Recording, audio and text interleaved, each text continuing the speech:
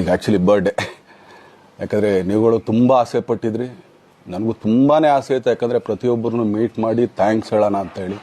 ಯಾಕಂದರೆ ಪ್ರತಿ ಸಲ ನೀವು ಬಂದಾಗಲೂ ಎಲ್ರಿಗೂ ನಿಂತ್ಕೊಂಡೆ ಆ್ಯಕ್ಚುಲಿ ಕೈ ಕೊಟ್ಕೊಂಡು ಎಲ್ರಿಗೂ ಒಂದು ಥ್ಯಾಂಕ್ಸ್ ಇಲ್ಲ ವಿಷಸ್ ತೊಗೊಳ್ತಾ ಇದ್ವಿ. ಬಟ್ ಈ ಸಲ ಒಂದೇ ಒಂದು ಪ್ರಾಬ್ಲಮ್ ಏನಂತಂದರೆ, ಏನೋ ದೊಡ್ಡ ಪ್ರಾಬ್ಲಮ್ ಅಂತ ನಾನು ಹೇಳ್ತಲ್ಲ, ನನ್ನ ಹೆಲ್ತ್ ಇಶ್ಯೂ ಅಷ್ಟೇ, ಇನ್ನೇನೂ ಇಲ್ಲ. ಯಾಕಂದರೆ ನಾನು ತುಂಬ ಹೊತ್ತು ನಿಂತ್ಕೊಳ್ಳೋಕ್ಕಾಗಲ್ಲ. ಯಾಕಂದರೆ ಏನು ಪ್ರಾಬ್ಲಮ್ ಅಂತ ನಿಮ್ಗಳಿಗೂ ತುಂಬ ಚೆನ್ನಾಗಿ ಗೊತ್ತು.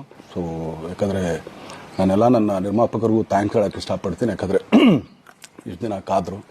ಸೊ ಅದೊಂದು ರೀಸನ್ಗೋಸ್ಕರ ಅವ್ರುಗಳು ಆ್ಯಕ್ಚುಲಿ ಇಷ್ಟು ದಿನ ಕಾದಿದ್ದಾರೆ, ನಾನು ಅವ್ರುಗಳಿಗೆ ಅನ್ಯಾಯ ಮಾಡಬಾರ್ದು. ಯಾಕಂದರೆ ಅವರು ಒಂದು ಏನೇನೋ ಪ್ರಾಜೆಕ್ಟ್ಗಳನ್ನು ಕೊಟ್ಟಿರ್ತಾರೆ ಅಂಥೇಳಿ. ಸೊ ಅದಕ್ಕೋಸ್ಕರ ಸ್ವಲ್ಪ ಇದು ಮಾಡ್ತಾಯಿದ್ದೀನಿ. ಯಾಕಂದರೆ ಎಲ್ಲಿವರೆಗೂ ಪುಷ್ ಆಗುತ್ತೆ ಅಲ್ಲಿವರೆಗೂ ಪುಷ್ ಮಾಡೋಣ ಅಂತ ನಾನು ಟ್ರೈ ಮಾಡ್ತಾಯಿದ್ದೀನಿ, ಇಲ್ಲ ಅಂತಲ್ಲ.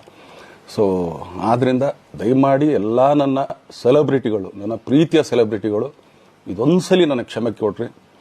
ಯಾಕಂದರೆ ನಾನು ಸಿಗ್ತೀನಿ, ನಾನು ಸಿಗಲ್ಲ ಅಂತಲ್ಲ, ಖಂಡಿತ 101% ನಾನು ಸಿಗಬೇಕು. ಯಾಕಂದರೆ ನಿಮ್ಮೆಲ್ಲ ಇಂಡಿವಿಜುವಲಿ ನಾನು ಥ್ಯಾಂಕ್ಸ್ ಹೇಳಲೇಬೇಕು ಅದನ್ನು.